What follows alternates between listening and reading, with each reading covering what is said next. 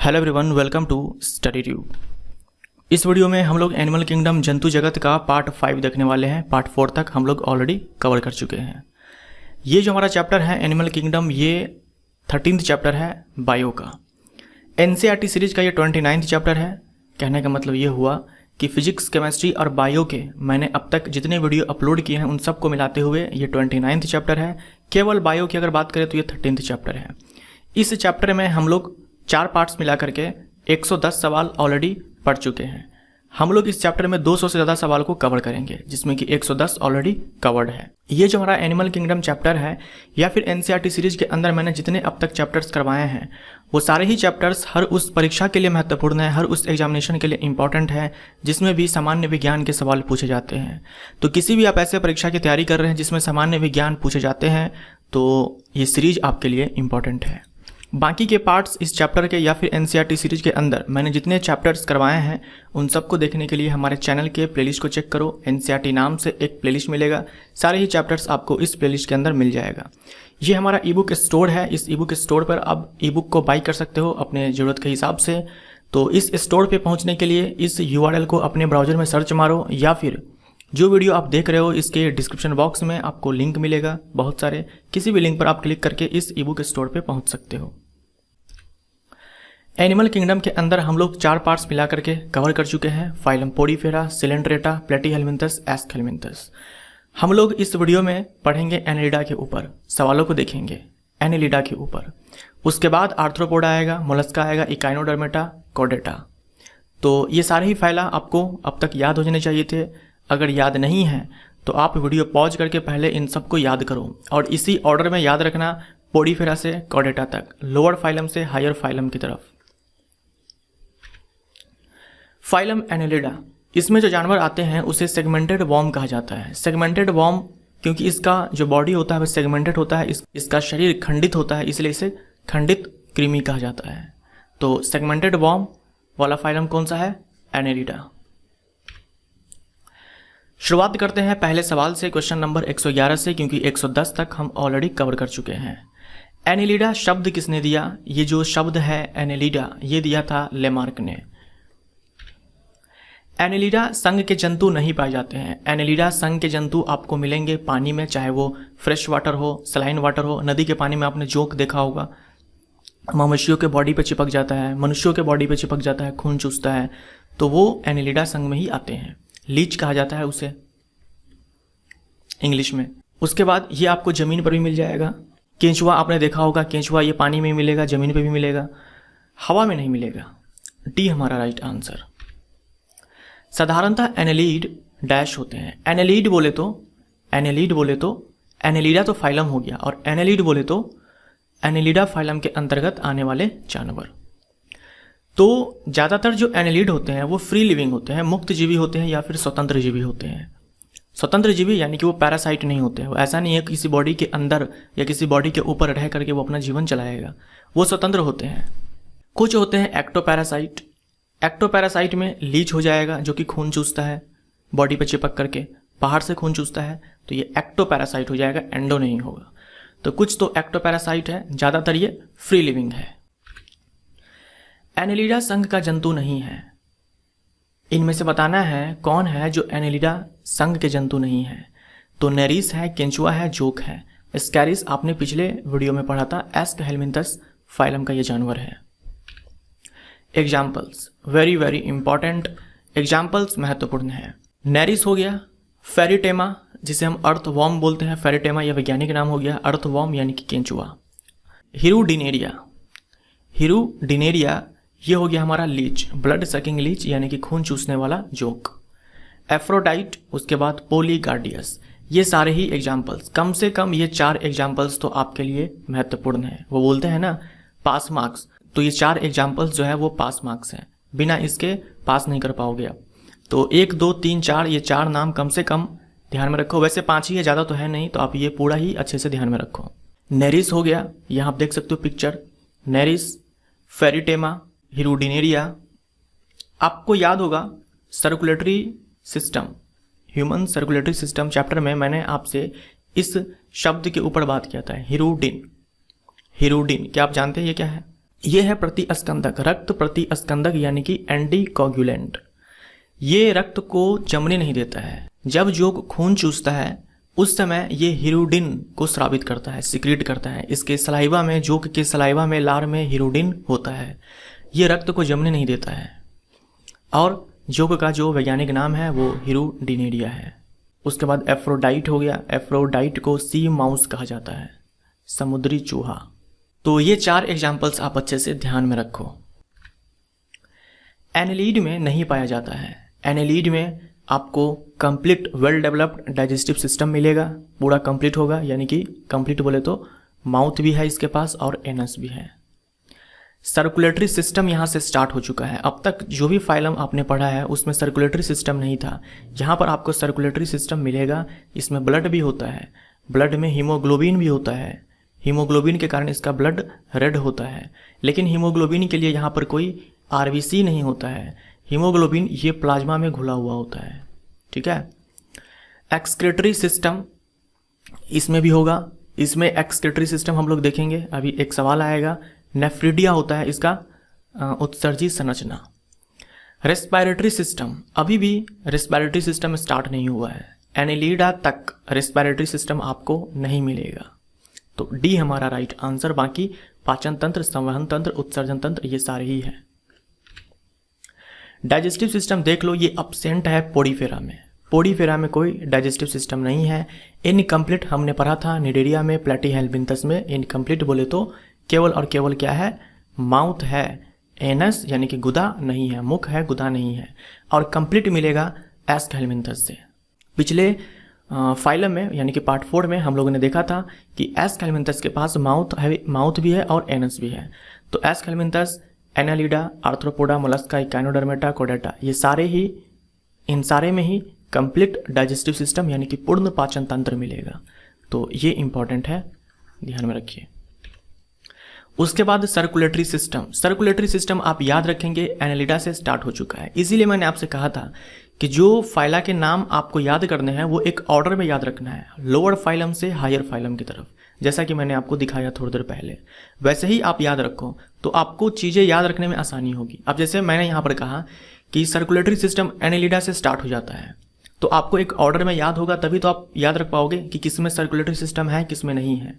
तो एनालिडा से स्टार्ट हो जाता है का मतलब ये हुआ कि एनालिडा के बाद आर्थ्रोपोडा, मोलस्का, इकाइनोडर्मेटा, कोडेटा, इन सब में आपको सर्कुलेटरी सिस्टम मिलेगा। पोडीफेरा, निडेरिया, प्लेटीहेल्मिन्थस, एस्कहेल्मिन्थस इन सब में नहीं मिलेगा। Respiratory system, respiratory system Annelida तक नहीं मिलेगा। देखो आप ऐसे याद रख सकते हो, परिसंचरण तंत्र, परिसंचरण तंत्र आपको एनालिडा से मिलेगा और श्वसन तंत्र एनालिडा तक नहीं मिलेगा। एनालिडा तक यानी कि ना तो पोडीफेरा में, ना ही निडेरिया में, ना ही प्लेटीहेल्मिन्थस में, ना ही एस्कहेल्मिन्थस में, ना ही एनालिडा में। एनालिडा के बाद वाला जो फाइलम है आर्थ्रोपोडा, मोलस्का, इकाइनोडर्मेटा, कोडेटा, इन सब में आपको श्वसन तंत्र मिलेगा। डैश संघ के जंतुओं का शरीर खंडित होता है। तो यहाँ नेमेटोडा है, नेमेटोडा बोले तो एस्कहेल्मिन्थस नहीं मिलेगा, पोडीफेरा में नहीं, निडेरिया में नहीं, एनालिडा। देखो सेगमेंटेड बॉडी जो है ये मिलेगा आपको एनालिडा में, आर्थ्रोपोडा में, कोडेटा में। लेकिन एनालिडा में जो जानवर है उसे हम लोग सेगमेंटेड वॉर्म बोलते हैं, ठीक है। सेगमेंटेड वॉर्म, खंडित कृमि, इन सब में नहीं बोलेंगे, ये भी आपको ध्यान में रखना है। सेगमेंटेशन तो आपको एनालिडा में भी दिखेगा, आर्थ्रोपोडा में भी दिखेगा और कोडेटा में भी दिखेगा, इन तीनों ही फाइला में दिखेगा। लेकिन सेगमेंटेड वॉर्म हम केवल एनालिडा के जानवर को बोलेंगे। एनालिड में सबसे पहले डैश का उदय हुआ। अगर आपको याद हो एस्कहेल्मिन्थस, वहां आपने स्यूडोसिलोम देखा था। और उससे पहले वाला फाइलम यानी कि पोडीफेरा, निडेरिया, प्लेटीहेल्मिन्थस, इन सब में कोई सिलोम नहीं था। तो ट्रू सिलोम ये आपका स्टार्ट हो जाएगा एनालिडा से, ठीक है। तो एनालिडा फाइलम से वास्तविक देह गुहा ट्रू सिलोम ये स्टार्ट हो जाता है। ये स्लाइड मैंने आपको दिखाया था पिछले वीडियो में भी, पिछले पार्ट में भी। एसिलोमेट जानवर, पोडीफेरा, निडेरिया, प्लेटीहेल्मिन्थस, कोई बॉडी कैविटी नहीं मिलेगा, ठीक है। उसके बाद सीडोसिलोमेट एनिमल, ये एकमात्र फाइलम है, निमेटोडा या फिर एस्कहेल्मिन्थस, ठीक है। तो ये आप अच्छे से ध्यान में रखना। ट्रू सिलोमेट ये स्टार्ट हो जाता है एनालिडा से। एनालिडा के बाद जितने भी फाइला है आर्थ्रोपोडा, मोलस्का, इकाइनोडर्मेटा, कोडेटा, इन सब में आपको मिल जाएगा ट्रू बॉडी कैविटी। वास्तविक देह गुहा। सममिति की अगर हम बात करें, सममिति भी मैंने आपको पार्ट 1 में ही दिखाया था कि पोडीफेरा ये एसिमेट्रिकल होता है, निडेरिया ये रेडियल सिमेट्रिकल होता है। इसके बाद जो भी फाइला है Platyhelminthes, Aschelminthes, Annelida, Arthropoda, Mollusca, Echinodermata, Chordata, इन सब में बाइलेटरल सिमेट्री होता है। खास करके 8 नंबर में आप ध्यान में रखना कि इकाइनोडर्मेटा में ये रेडियल भी मिलेगा, बाकी में कोई प्रॉब्लम नहीं है। एनेलिड में उत्सर्जित संरचना है। अगर आपको याद हो प्लेटीहेलमिन्थस में फ्लेम सेल था, एस्कहेलमिन्थस में रेनेटी सेल था, और इस वाले फाइलम में, फाइलम एनेलिडा में नेफ्रीडिया है। तो डी हमारा राइट आंसर, नेफ्रीडिया ये उत्सर्जी संरचना है एनेलिड के अंदर। एनेलिड में उत्सर्जी पदार्थ होता है, तो एनेलिड में उत्सर्जी पदार्थ के रूप में अमोनिया भी होता है, यूरिया भी होता है। तो डी हमारा राइट आंसर। अभी तक जो फाइला आपने पढ़ा उसमें अमोनिया था, यानी कि वो अमोनोटैलिक थे।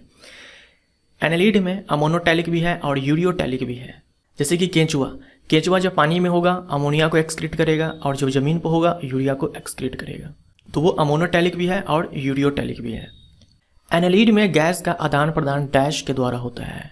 अभी हम लोगों ने थोड़ी देर पहले देखा कि इसमें कोई रेस्पिरेटरी सिस्टम नहीं है, ये आपका नेक्स्ट फाइलम से स्टार्ट होगा। तो गैस का एक्सचेंज अभी भी क्या होगा, बॉडी वॉल से, स्किन से होगा, ठीक है, मॉइस्ट स्किन से, यानी कि नम त्वचा से होगा। बी हमारा राइट आंसर।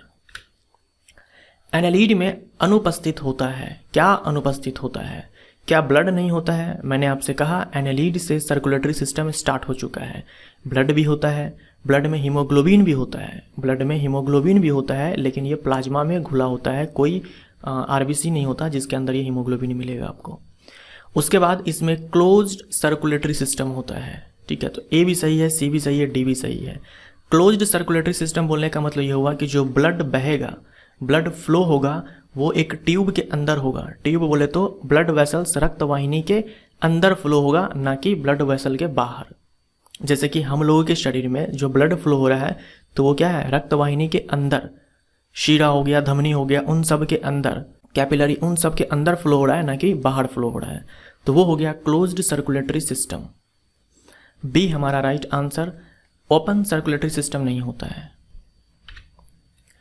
एनेलिड में रक्त का रंग डैश होता है। एनेलिड में रक्त का रंग रेड होता है क्योंकि इसमें पिगमेंट होता है हीमोग्लोबिन। एनेलिडा जगत के जानवरों में हीमोग्लोबिन प्लाज्मा में घुला होता है। बी हमारा राइट आंसर।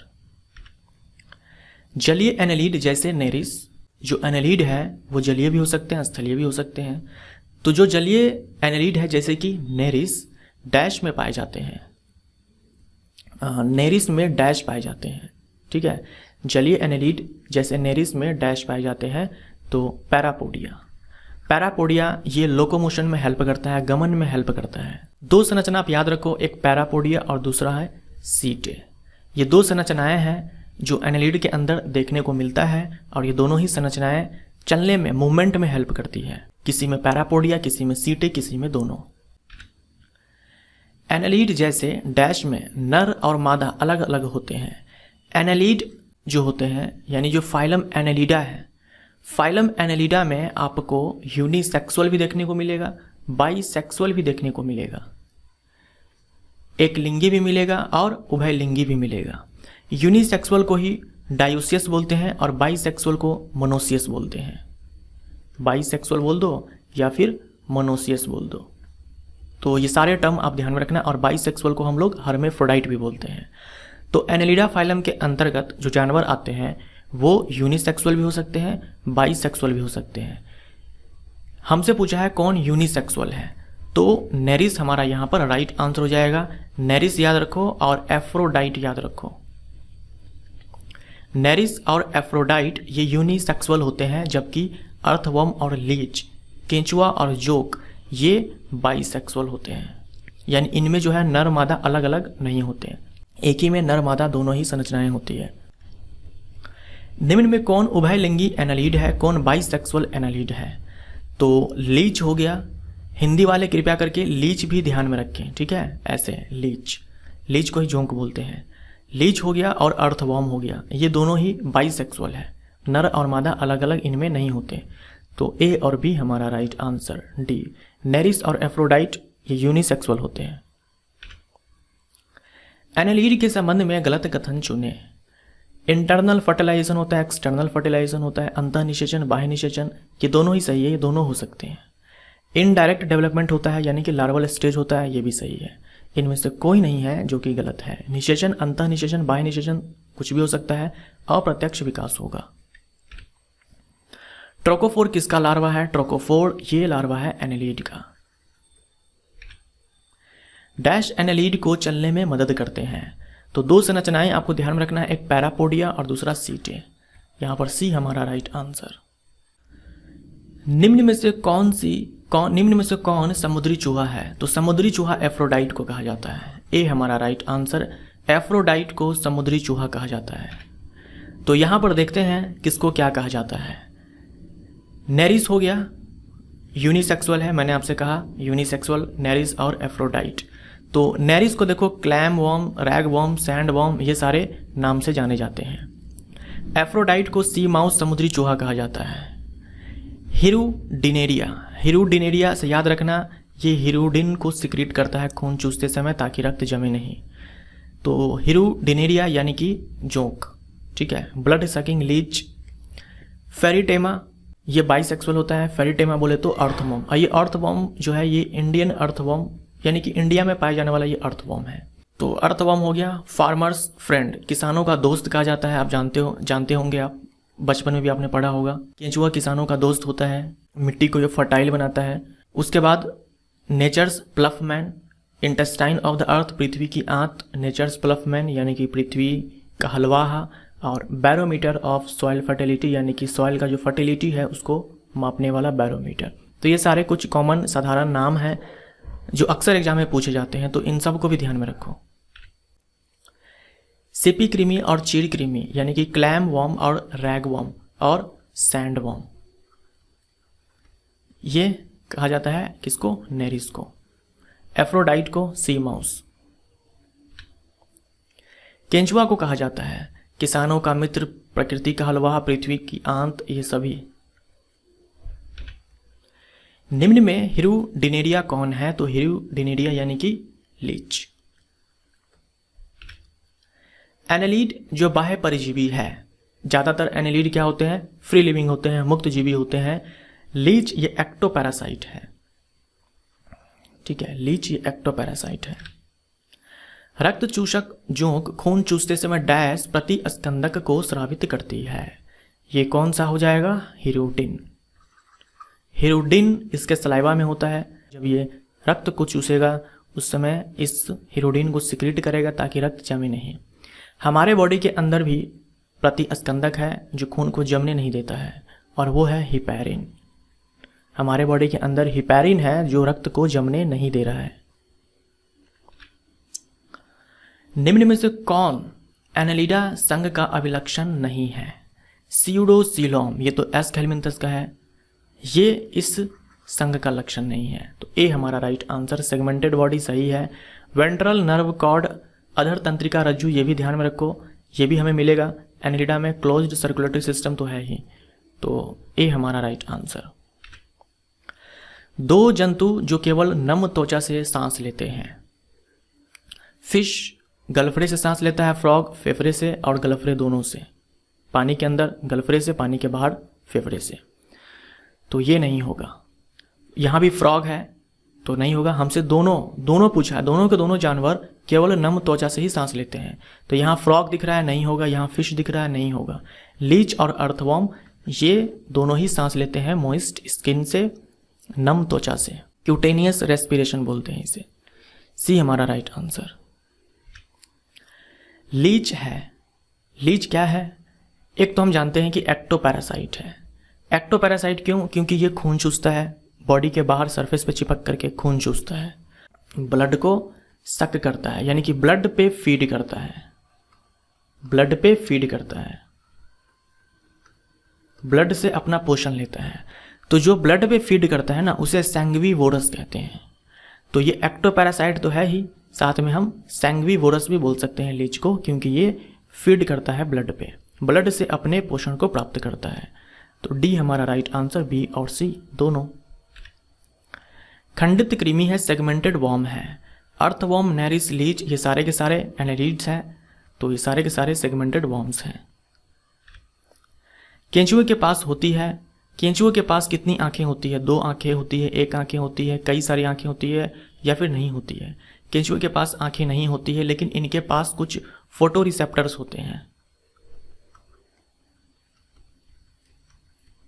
फोटो मतलब फोटो, जो ये शब्द है फोटो, ये लाइट से संबंधित है, और रिसेप्टर यानी कि रिसीव करने वाला।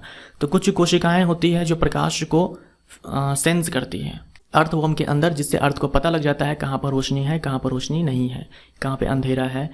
और ये टच सेंसिटिव होता है, लाइट सेंसिटिव होता है, तो इसी सहारे ये अपना लोकोमोशन कर लेता है। बाकी इसमें कोई आंखें नहीं होती। केंचुआ के पास कोई आंखें नहीं है। नेरिस में आप याद रख सकते हो 2 जोड़ी यानी कि 4 आंखें। नेरिस में 4 आंखें आप याद रख सकते हो। जोंक के अंदर 10 आंखें, 10 भी हो सकती है, 10 से कम भी हो सकती है। केंचुआ जो भारत में पाया जाता है वो है फेरिटेमा, बी हमारा राइट आंसर, फेरिटेमा। द्विपार्श्व सममित और वास्तविक सिलोम किसमें देखा जाता है? राउंड वॉर्म, राउंड वॉर्म बोले तो एस्क हेलमिंथस, उसमें स्यूडो सिलोम होता है, नहीं होगा। प्लेनेरिया प्लेटी हेलमिंथस, बाइलेटरल सिमेट्री तो है प्लेटी हेलमिंथस में, लेकिन सिलोम नहीं है, ये भी नहीं होगा।